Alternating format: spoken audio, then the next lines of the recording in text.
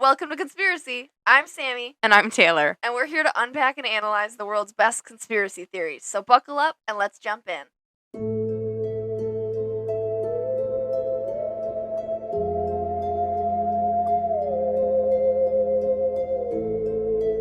I'm sure you've seen it all over TikTok and on YouTube. It's the simulation theory. It is definitely popular on TikTok right now. I've been seeing it a lot on my For You page. So this has kind of been on the rise with social media, with people arguing both for and against the theory. It's essentially stating that our lives are really just projections in a pre-programmed computer simulation. It's really crazy to think about. Yeah. It's a really intriguing theory, but kind of weird to think about. It's just so large, it's kind of hard to wrap your head around. Yeah, I would agree.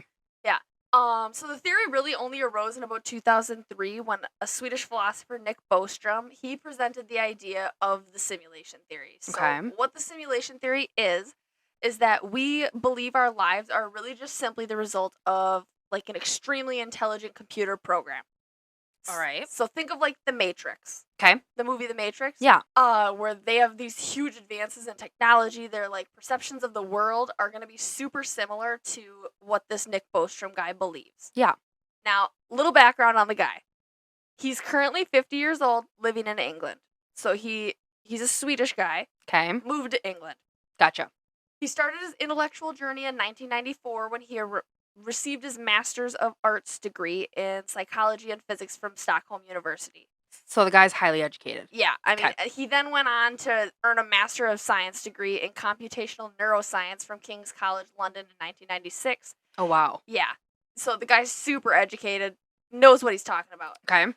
It was during that time that he went back to King's College and did computational neuroscience that he really discovered his interest in existential risks, super intelligent risks, and a ton more. Okay. That's what led him to do this research on the simulation theory. That's where all of his research kind of stems from, is that part of his life. Okay. Now, we said that Nick Bostrom was like the guy that created this theory, but there are stems from way back in ancient China where they think they were kind of onto this before he even arose about it. Okay. Now, there was never the amount of data that we have today, so that's kind of why it didn't take off back then. It really only started blowing up, I'd say, like within a decade or so. Oh, okay. Yeah, so it's definitely something that's newer that people are kind of jumping on the bandwagon and kind of learning all the different things around it. What are they talking about? Yeah. It's more popular now. Yeah, that's 'Kay. exactly what I'm going for. So we're going to jump into Nick Bostrom and kind of see his side of the story. What was his research? How did he come up with why he thinks this is such a thing? Okay. He came up with this thing called a trilemma. Now, a trilemma. a trilemma. Do you know what tri means? A tri means three. Great job. I do know that. What does lemma mean? I would assume Like dilemma. A Boom, boom, boom, problem. boom. You got it. So a trilemma, he's got three statements that are kind of like three dilemmas that he has to pick from. Hmm. In order for us to be considered in a simulation, he thinks that at least one of those statements needs to be true. Okay. So we're going to go through each of them. The first part of his trilemma states that the human species is very likely to go extinct before reaching a post-human stage. Okay. I know, confusing, right? It's a little intense. Yeah, so we got to kind of break it down. Now, what he's saying by this, so like the whole post-human stage thing is really like before we get to the point where we could put someone into a simulation, Mm-hmm. we would die. So we would never actually have the opportunity to do it. Correct. Okay. So like right now we have AI and we have these super realistic video games, but we ourselves will say are not in a simulation, or we haven't put somebody into a simulation for them to play out the rest of their lives. Okay. We're not at that technological point in our lives. Okay. So that first statement is really just saying we would go extinct before we get to the point where we could put people in a simulation. Okay. That's it. The second part of his trilemma states that any post-human civilization is extremely unlikely to run a significant number of simulations of their evolutionary history. That's extremely complicated. I know, so we're going to break it down. Okay. Again, he talks about this post-human civilization. So we're talking about the people that would have put us into a simulation. Mm-hmm. So they are like the higher intellectual beings. All right. They are extremely unlikely to run a significant number of simulations of their evolutionary history. Okay. So more than likely, let's say we're in a simulation right now, more than likely we're not the only group of beings in a simulation. They probably put like a bunch of other people also into simulations in other realms. Okay, so like we're test subjects. Kind of. Okay. The whole thing about they wouldn't run it on their evolutionary history, so like we might be running a completely different course of life than they ever experienced. Oh, all right. That or we're running their evolutionary history. We're Mhm. going through essentially exactly what they went through, but then in all the other realms, they are putting out things that are extremely different. So like one might be like life on Mars, one might be Oh, life in some alternate galaxy. They okay. they more than likely would not run a ton of simulations going through the exact same thing they went through because Okay. they kind of already have an idea of what's going to happen. Yeah. So that's that second one. Okay. The last one makes the most sense. Number 3. Yeah. We're almost certainly living in a computer simulation. That's it? That's it. Plain and simple. Yeah. Okay. So if the first two parts of his theory, the number one where we'd go extinct, or number two, we were in a simulation, but they aren't going to run it of their exact same history. Mhm. So if the first two parts of his trilemma are considered false, Mhm. then we would assume that the last one is more than likely what we're currently in, where we're in a simulation that's going to be run by a much more technologically advanced version of ourselves. Does he believe that we are in one of the 3? Oh, that's right, what I'm getting to. So Okay. he's only under the belief that we're probably 50-50, that we 50% are in a simulation or 50% we're not.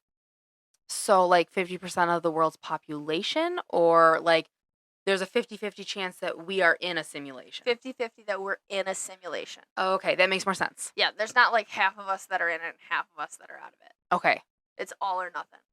So yeah, he's only under the belief that we're about 50% in the simulation as we speak.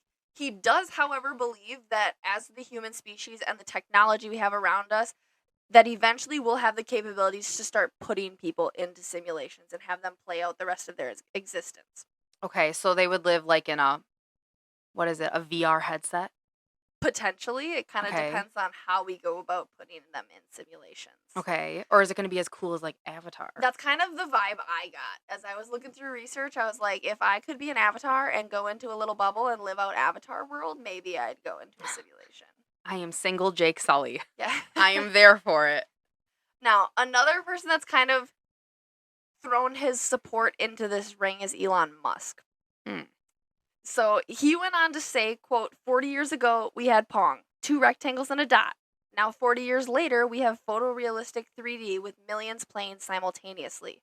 If you assume any rate of improvement at all, then the games will become indistinguishable from reality, even if the rate of advancement drops by 1,000 from what it is now. It's a given that we are clearly on a trajectory that we're going to have games that are indistinguishable from reality, end quote. Is he assuming that when we start playing the game, we'll get stuck in the game? Like we won't realize that we're still in the game? Is that what he's kind of getting at? He's just essentially kind of throwing out there that we have games that are super realistic to life already, so it's a huge possibility that we could make a game that looks just like real life and we wouldn't even know it. So it's not like we would get stuck in it. We could voluntarily decide to live in a simulation. Correct. Because we've got stuff that looks so similar, so it's going to be very similar to what you're already experiencing on Earth. Even if we are not currently living in a simulation, the likelihood that we're getting really, really close to having the capabilities to be able to put someone in a simulation is really just right around the corner.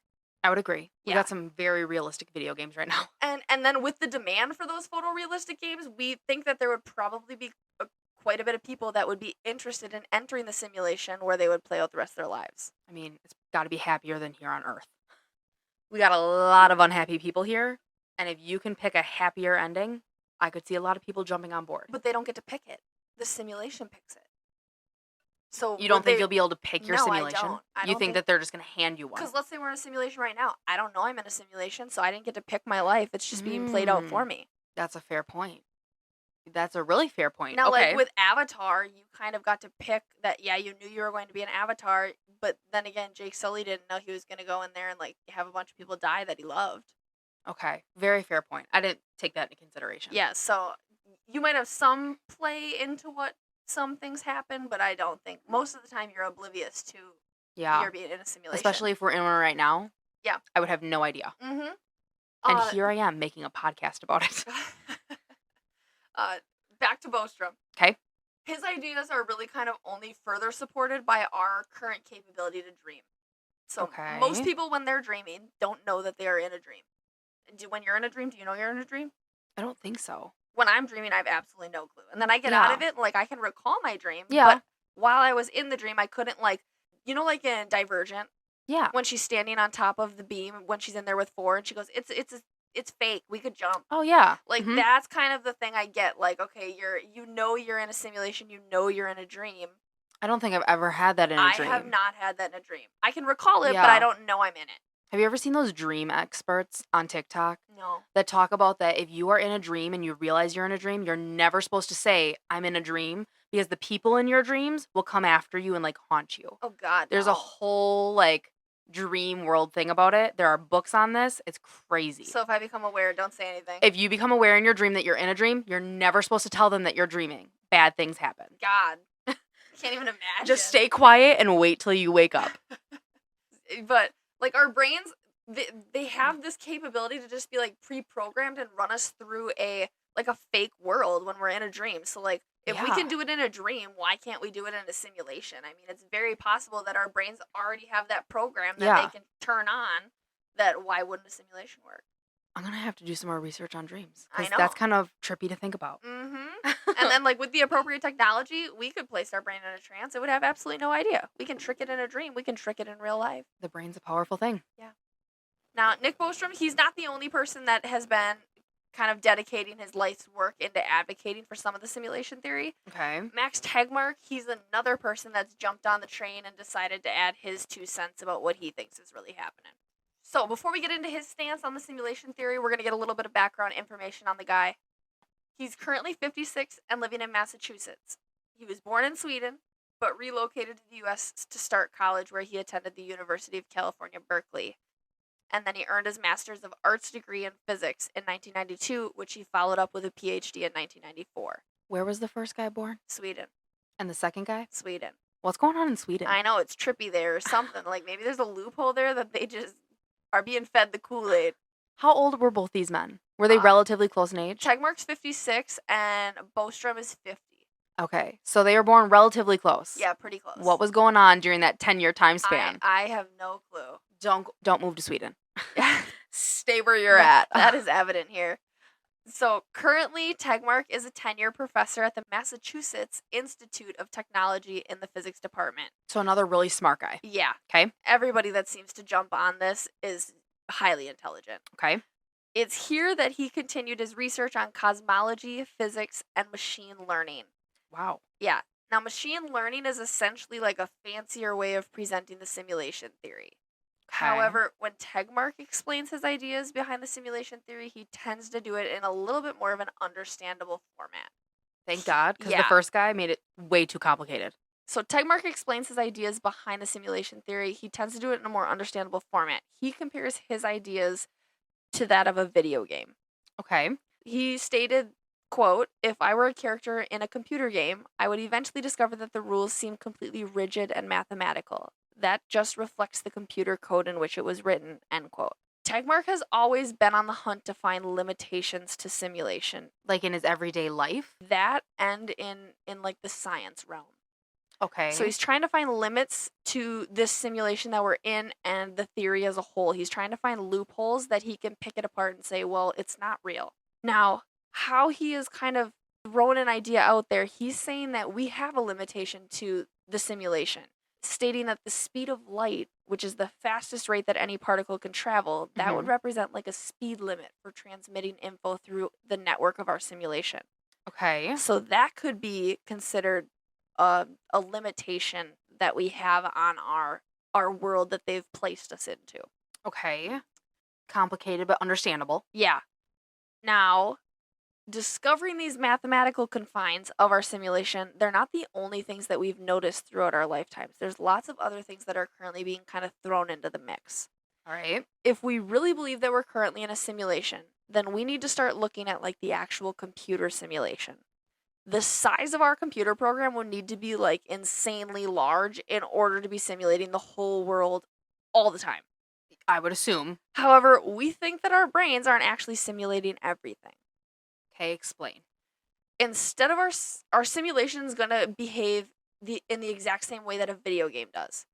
So when Okay. you're a player in a video game Yeah. and you are walking down a street, it Mhm. is only going to be simulating what you are interacting with and like the stuff that you can see. So if I'm in New York City walking down the street, it's only going to simulate New York City. It's not going to worry about what's being simulated in Colorado. Okay, so it's just focusing on me and where I currently am. Correct. Only the stuff that I am going to be interacting with. It's going to focus on the important aspects that are going to kind of make that simulation realistic and vivid. All right. By not simulating everything all the time, that's how we're able to have a smaller computer program running our simulation. Well, that makes sense. Yeah, if everything had to be simulated all the time, there's just not a computer large enough at the moment that can house that much information. Or that we know of. Correct. I mean, it would have to be the size of galaxies, though, per person, and we just don't have that kind of space. Yeah. Even if you're super highly intelligent, I Yeah. feel like we're still, for one person, it would be like a galaxy-sized computer that's going to be making all of these decisions. Yeah, that's way too It's just not possible. Yeah, unrealistic. Yeah. Now, many people as of late have kind of started to question the simulation theory, wondering if there are limits to a computer simulation. We just talked about how our simulating just the important stuff would explain the computer size issue. Mhm. But eventually we'll have to find a glitch of some sort, right? You would assume. One would think. That is when we start to talk about weird things that are happening in your day-to-day lives. When you feel like you've had déjà vu or you have like a shared memory with millions of people, could those be glitches? Well, my mom always said déjà vu meant I was in the right place, the right time. So, Or it could just be a glitch in the simulation. okay. I mean, makes sense. It's valid, isn't it? It's very valid. I don't like that it's valid, but Like, there's all these things as I was going through research that I was like, holy crap, like, that's realistic and kind of believable and kind of scary. yeah, it's a lot to process and take in. So, what we're going to start to do is we're going to look at this a little bit more from like a science perspective. Okay. In science, we use the scientific method for everything. Mhm. Do you remember what the scientific method is? Go ahead and refresh me. Refresh the audience. All right. As a science teacher, I am constantly refreshing my kids about this. The scientific method is when we are going to conduct an experiment over and over and over again, and we should expect to get the same results. Yep. When you start to get not the right results or unexpected results, that's when we start to have people arguing for the simulation theory. These are things that we call glitches. When the world's not operating in a way that we really know it should. There's videos all over the internet of these types of things. So, for example, have you seen like when a plane is staying in one place in the air and it just seems to be hovering? I have. It is the weirdest thing ever. Literally, I swear to God, I saw it just the other day. I think, yeah, because I was driving. I was in the car with you, and we Mhm. were looking out the window, and I'm like, Taylor, that plane does not look like it's moving. It has stayed in that same spot.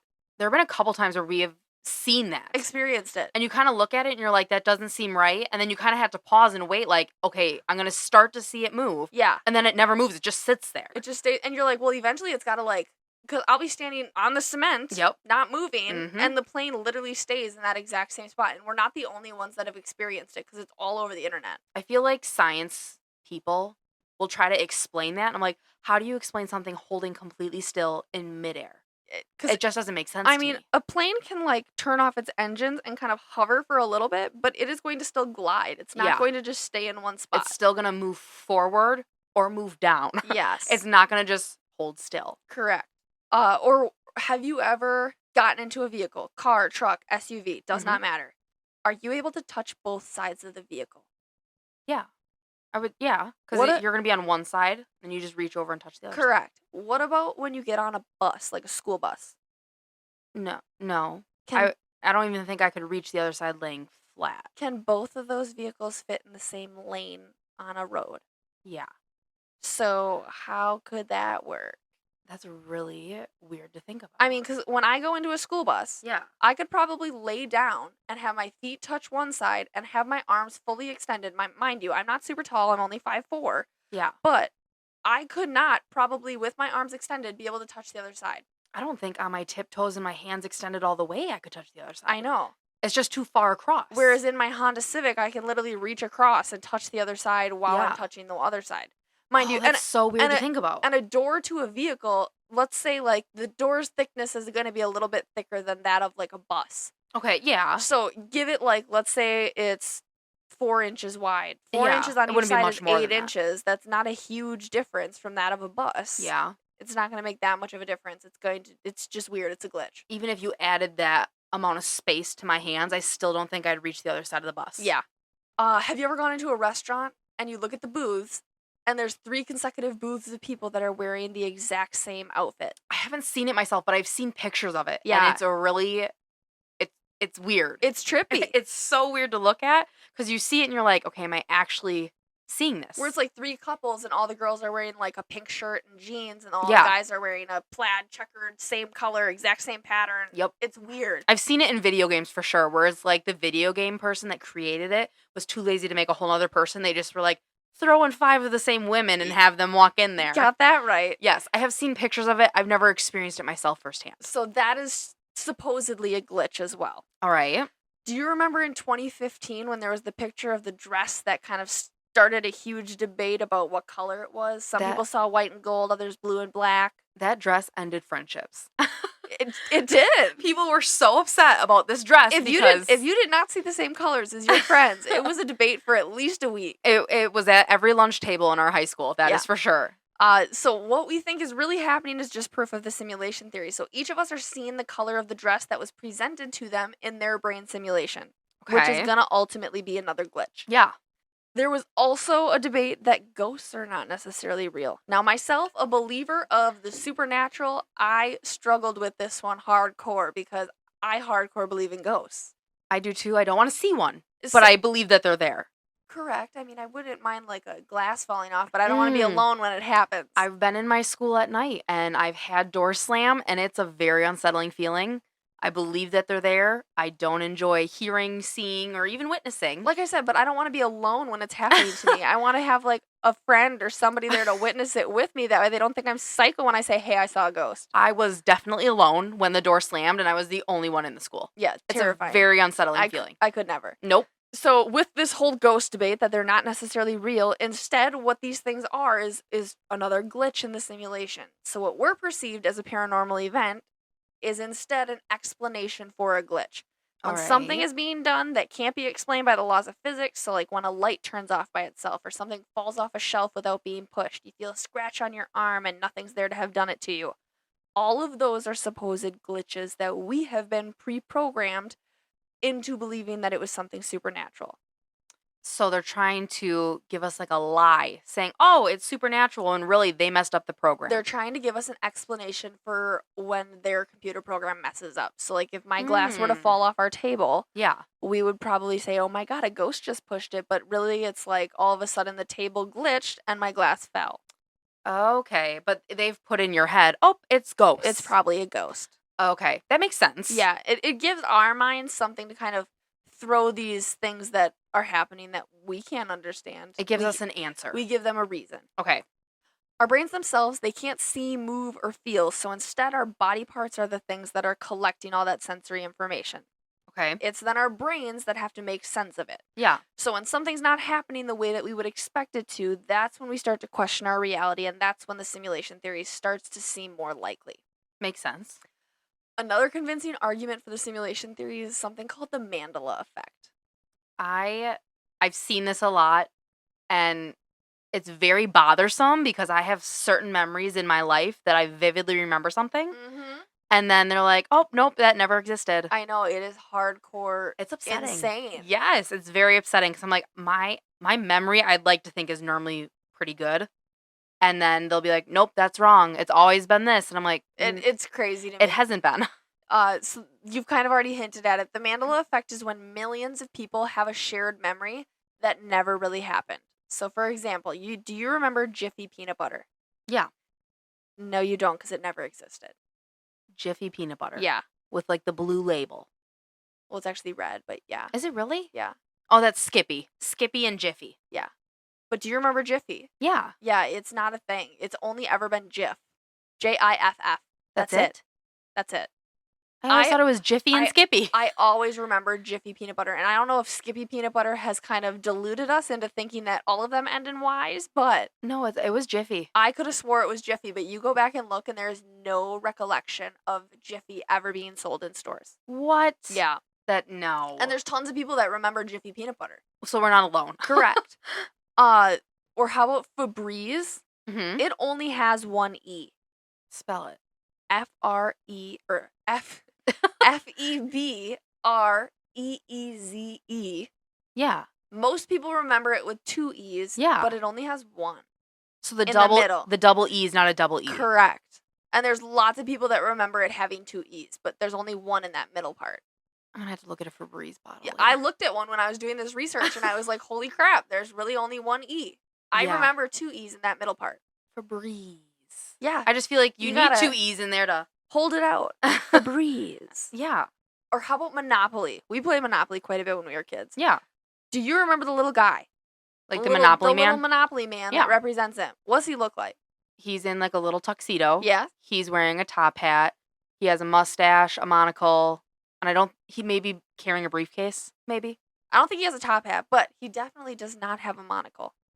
Yet tons and tons of people remember him having a monocle. I Like the remember him- glass. Yeah, like the single eyeglass. Yeah. Yeah. He doesn't have one? He does not have that. Come on. Yeah, I know. Okay. Or Kit Kat, the Mhm. candy bar. Mhm. It does not have a hyphen in the middle of it, in between kit and cat. Are they 2 separate words? They're 2 separate words, but like I always remember there being a little hyphen in between kit and cat. Because guess I know it's not a 1 word. I don't think it's a 1 word. I'll have to look. One sec. I'll look it up. Because I'm pretty positive Kit Kat is not smashed together. Because both the K's are capitalized. So that is the epitome of 2 separate words. Okay, I think it's 2 separate words because when you look at the website, it says Kit space cat, but then when you look at the Kit Kat wrapper, they put them like They smash directly it together. next to Maybe each that's other. like a packaging issue.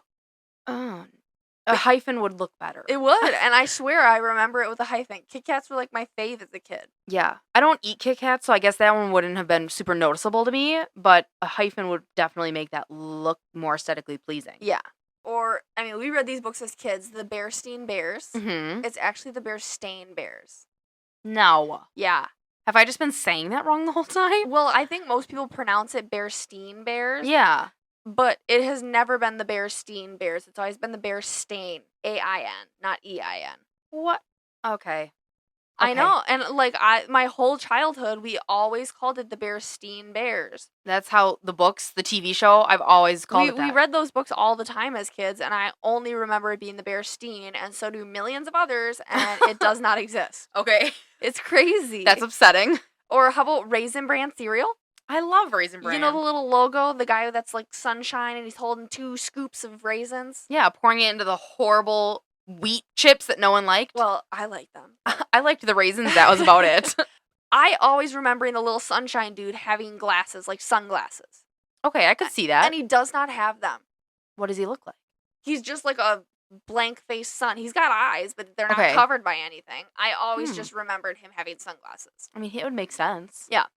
So, like, all of these types of memories, these things exist because what we think is happening is that some of us are remembering things from one reality, Mhm. while others are going to be remembering them from a different reality. Okay. So the idea is that the superior life form or whatever's placed us into this simulation created our reality as well as a bunch of others. Okay. So there can be times when loopholes can merge these realities, and that's when we get these crossover events that have some people remembering one thing and Yeah. a bunch of other people remembering something totally different. I mean, that would make sense. But it is like hardcore trippy because there are tons of people that remember Jiffy Peanut Butter. I remember Jiffy Peanut Butter. Yeah. And it's not there. Yeah. So in another reality, does that mean I once lived in another reality, or does that mean I just Or did they like glimpsed in and saw it? or did we have it in our reality but when they merged us? Is it like a merge kind of thing? I think it's kind of like you know Doctor Strange, how he can like open up a portal and you Yeah. can walk through. That's kind of the vibe I get. That's how we Okay. go through from reality to reality. Do I Mind you, not know that I went through this? That's kind of the thing. I don't think we know when we leave one reality and go to another. But then we when just do it. when I leave this reality, let's say I like walk through a porthole and I end up in some other reality, does that mean my family is also in that reality as well? And it's just Oh. living like So you another don't realize version, a change. Yeah, another version of my life that's a little bit different. Okay, but what about your family in the last place? Like where you left? Are they just left grieving you or did like a different reality of you walk in? Or do like we swap spots? The me and the other reality that I went into, do they come into my reality that I'm currently in, and then we just flip flop? I don't. Yeah, because it's not like you could does- walk in and then like you have 2 of you That's there. what I'm saying. Is there 2 of me there, and I have to like fight to the death? I can't. That would be a huge glitch. I can't imagine that if we're in a simulation, they would want that happening. Yeah. I mean, as I was researching this part specifically, Yeah. with the whole loophole thing, it hardcore got me thinking, and I did not see it anywhere in my research, but the Bermuda Triangle, I'm Yeah. wondering if that's like a massive loophole or a massive porthole that can move us from one place to another.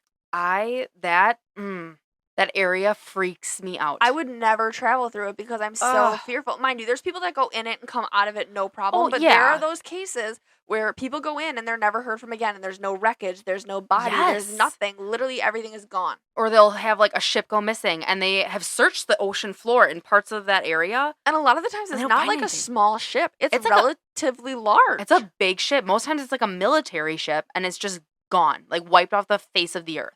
It's just not for me. It's very upsetting. I mean, but could that be a porthole that moves you from one reality to another?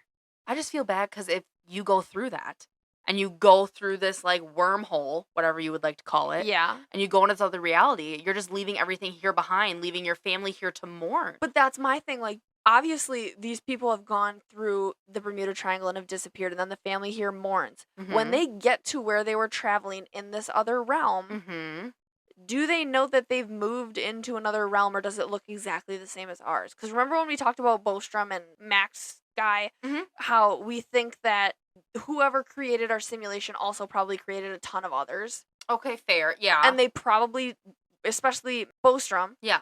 how he was like, more than likely they wouldn't create a reality that's exactly the same as the one we're currently living. Yeah, it would be different. You would think that they would show up and be like, holy crap, this obviously isn't where I came from. What would the heck assume. happened?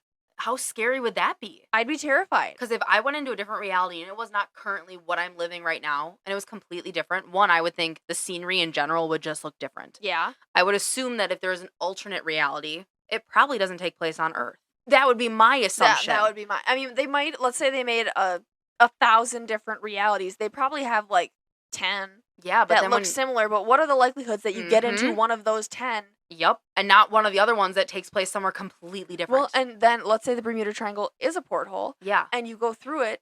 Does it always lead to the exact same reality, or is it constantly switching? That is upsetting to think about. It is like very upsetting to think about because I mean, because most planes avoid that area. Like they will fly around it. They normally will take like the Mexico route and go like down and stay like kind of by land. And if I was a pilot, there's no way in hell I'd fly through it. I wouldn't risk it. I'd be so damn terrified. And you never hear, like, people never show up. Like, oh, this boat went missing. It's not like they show up a week later and be like, hey, sorry, I got lost. No. They just never come back. And they go look for wreckages and there is nothing. I would not want to be on the search team.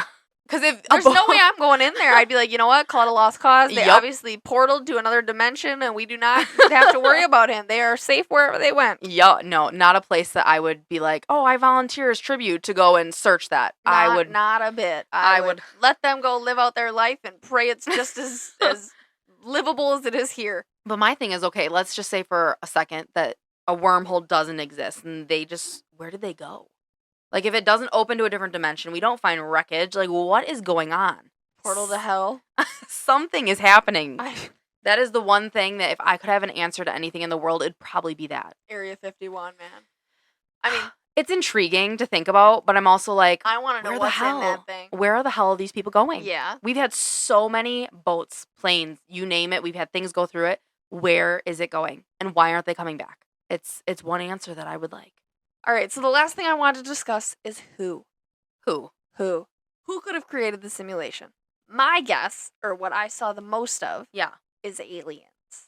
Well, we do have confirmation Woohoo! as of this week from our government that apparently they do exist. Now, do we have physical proof that we've seen on television? No. They haven't showed us, but that's what's inside Area 51. I full-heartedly believe it. I've believed it, but the thing is, now that my government's confirming it, I'm like, okay, do we really? Well, are you just telling me to make me happy? We saw how crazy the world went with COVID. We think we're going to show them an alien. I just don't think it's going to happen. People went out berserk. People went out and bought toilet paper. You think we're going to show a physical alien on television? I just don't see that happening. They'd go buy tinfoil like crazy and get that baby into a hat. They would be going in their basements and stockpiling food and never coming out again. Doomsday, baby. It's coming. I'm fearful. All right, so if we really think about it, Okay. an alien civilization could have had millions, if not billions, of years to compile and then create such an advanced set of software resembling our reality here on Earth. I mean, our government did kind of say that. The man that presented on it, they assume they're about 50,000 years ahead of us, which is kind of a crazy amount of time. That's crazy. You had stated that, yes, the government did confirm. So now that, yes, aliens are real and that we've got proof to back it up, not Yeah. necessarily physical proof, but Yeah. at least by word, to back up that statement, there is really a good possibility that it could have been another life form that created our simulation and are analyzing how we live day to day. Okay. So we are essentially like one super huge, ginormous science experiment to them. Well, I don't like that. They could be looking down on us and analyzing us day to day. Heck, the cameras that are monitoring us 24/7 could be them. They're literally everywhere. That, or they could be tapping into them and using them for their own purpose. I mean, who doesn't? Everyone has a Ring doorbell. Like, Yeah. there's cameras on every street light. Like, there are cameras everywhere. You're always, I want to say the average person in a day is caught on camera 15 to 25 times. I feel like it's way more. I mean, well, that's when I Googled it. It's about 15 to 25 times on average. That's not including, like, having your phone in front of your face. Yeah. Because let's be honest, our FBI agents are living in our phone. My FBI agents highly entertained them. All right, so if we are kind of like a science experiment to them, they probably, not that it's in our reality, it might be in one of the other of the 1,000 realities that they created. Could they have created our reality so that way we are playing out essentially their exact same world? But maybe we are going through a catastrophe that they are trying to solve, so they're trying to see how are we going to deal with it. So, like, global warming. Yeah. They're trying, I mean, our world is on the brink of catastrophe. I mean, sea levels are rising. Italy's damn near underwater. Yeah. I mean, things are happening because of global warming. Maybe they're trying to see how do we handle it. That way they can figure out how to save themselves in their own realm. We handle it by ignoring the problem. Sometimes. Maybe that's why they put us into this realm here on Earth. And then they have other ones that are just completely random. Yeah. I mean, I really don't know. It's such a large, complex thought that to think about. Yeah. It's kind of tough. But But that was kind of my big thing that I kept going back to, that what if we are playing out something that caused a huge extinction in their world and now we're trying to solve that problem for them. It's very complex, but I could see why that could be useful. So, I mean, they might be watching and analyzing thousands of other realms and looking at how all of us are responding, whether it's solving a crisis that they're currently living in or just simply just observation. Yeah. That will they eventually be able to introduce us into their life forms?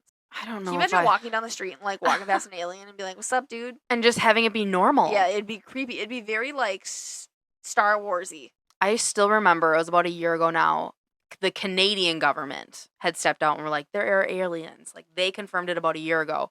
We just now a year later have done it ourselves. But the Canadian government were like, they are among you. They are living here and they're like living with you and you just don't know it. I believe that, but I don't want to believe that. Like, the fact that they could shapeshift into, like, a human, like, the whole, I mean, I think it was, like, a little while ago where it was on TikTok where the chick was on a plane and she's like, that person is not real. That person's not real. And I'm getting off this plane. I love her. She talked about, like, the eyes. Like, yes. They blink horizontally, vertically. They blink in the opposite direction we do.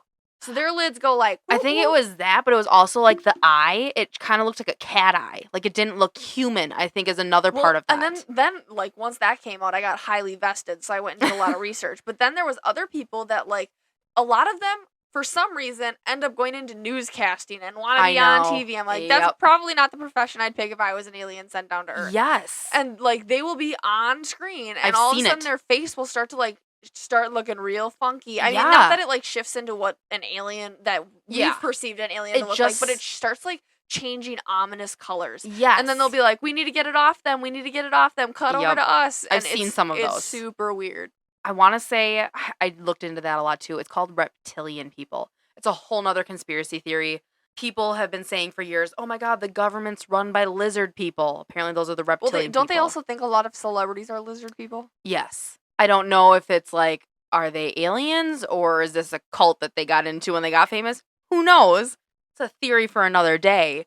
But I do remember the girl on the plane. I do remember her screaming back, going, "That person's not real." Yeah, it was trippy. I was hardcore kind of uncomfortable because of it. And I felt so bad for her because she genuinely seemed scared.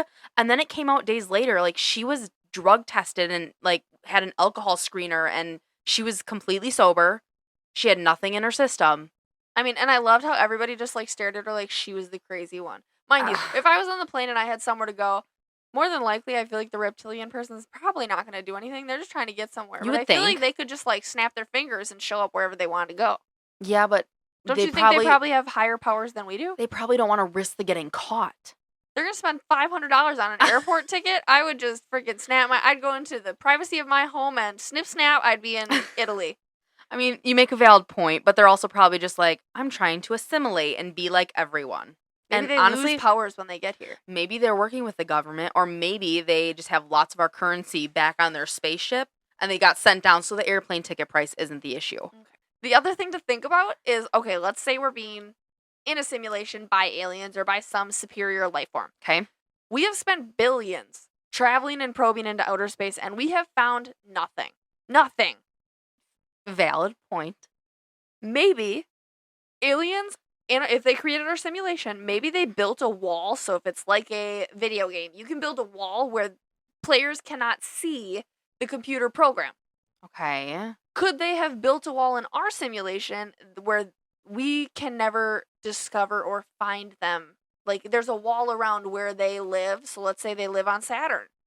Okay. Maybe there's like a glitch that constantly, to us, portrays just Saturn, but to them, it's their world. It's like standing behind a curtain. Correct. Okay. Could they have built something into our simulation that prevents us from seeing them? Now, that's aside from when we have UFOs crashing on Earth and then we go discover them. Because Okay. that was a mistake on their part. They came into our realm and crashed. Okay. I mean, it makes sense. Like, if they created, if I created a simulation for somebody else, I wouldn't want them to be able to find me because who the heck knows what they're gonna do? Well, especially if they're like observing us. They don't want to interfere. It's like the whole theory of time travel. Yeah. Like you don't You want to go can't go- back and mess it up. Yeah, you can't go interact with yourself from the past. Well, especially if they have multiple different simulations going on and they're observing all of them, they're Yeah. probably like, you can't find us. And they're seeing that we're growing with technology and having the capabilities to go further into space. And they're probably like, oh no, build that wall. Yeah, Okay. I would think so.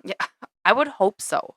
I mean, so maybe that was a mistake by them, or they're trying to build more and more. I mean, who knows? Maybe they're constantly having to adapt to prevent us from finding them even more. Yeah, especially with the technology we continue to grow with. Yeah.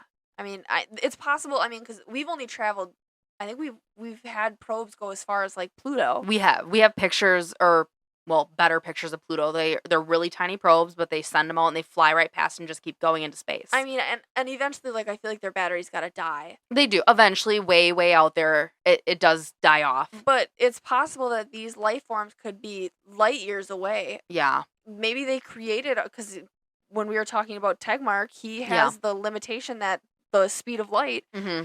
If they put that limitation on us, then we can only travel so far in our lifetimes. Yeah. Whereas they could probably snap their fingers or just blink and they're already somewhere else. Yeah. I mean, they could probably travel, they could be galaxies away and we would never be able to reach them because our batteries would die or we would die because we can't live that long. Yeah. I mean, look how long they're planning the mission to Mars. I mean, they're expecting years of travel to get there. I can't even imagine sending out a probe with no one on it to get pictures or try to find anything out there. I just don't think in our lifetime we'll ever see that. Yeah. Or at least see the results of it. Yeah. We might be able to send something out, but I don't, like you said, results are not our lifetime. They're so far away. That's so sad. I know. Like, I want to know, but part of me's like, I don't want to know. I mean, I'm a hardcore believer that aliens created the simulation. I mean, I guess you have some convincing arguments. there's a lot there to kind of back it up. I mean, Yeah. do you believe we're in a simulation? You have a lot of convincing evidence, and there are definitely times where I'm like, oh, this just seems very set up. Part of me wants to believe it and really buy into it, and the other part of me is like, nope, just ignore it. It's fine. I mean, there's lots of points in here. Like when I'm hiking through a mountain, I really don't feel like I'm in a simulation. But Yeah. then, like, you hear the car versus the bus situation, and I'm like, Yeah. I've experienced that, so it feels very real. And it just seems weird to me that, like, I drive a Ford F-150. It's a big car, but I can still reach across and touch it. But then when I'm on a bus and I can't, but we both fit in the same lane and my truck is damn near the same width I as know the bus. it's like the size, the width of the lane. Yeah. Both of them. That just doesn't make sense to me. That's really weird. It's just super trippy, and those are the instances where I say this. I could hardcore be a believer of the simulation theory. Yeah, I would say the one that gets me is it the Mandela effect? Yep. That one, if you're going to convince me, that'd probably be the point you'd convince me with, because I have very vivid memories of things, and then And so do millions of others. they just disappear, or we're convinced that that never happened. Yeah. That one's upsetting to me. So I would say I'm 50-50. Sometimes I think I could fully buy in and say, yes, we're in one. And the other part I'm maybe just ignoring. I'm right there with Bostrom with the 50-50 as Yeah. well. There are times when I'm like, yeah, we could be, but there are also quite a bit of times where I'm like, I just don't Like think yeah. we have that. Not that we would do it, but that there are extraterrestrials or beings out there Yeah. that are capable to put us in such a simulation. Yeah. I don't know. I feel like certain things, like, oh, like your day-to-day life, your routine, that could definitely be simulated. But like, we just took a trip out to Zion and Bryce Canyon. That just doesn't seem like that would be simulated. That's not my daily routine. Yeah, but it was predetermined by the simulation. It knew what you were going to do. I know. You make convincing arguments. It's those points where you're like, well, maybe. I mean, it could be. I just feel like day-to-day life would be so easy because it's normally you have a routine. It's super monotonous. Like you wake up, you go to work, you come home, you go to bed, you wake up and do it all over again. Mm-hmm. It's the things that are out of your routine that seem like, oh, there's no way that could be a simulation. I'm in control. Yeah. Like I chose to come out to Zion. Yeah. Yeah. It's weird to think about. It's a lot to think about. All right, well, that's all we have for you. Please remember to subscribe to our podcast, leave a review, let us know if you liked it. Is there a certain conspiracy theory that you want us to dive into? Like us on Facebook and Instagram at Conspiracy Podcast 1, and then remember to tune in for next week's episode, which will be posted on Wednesday. See you later, guys.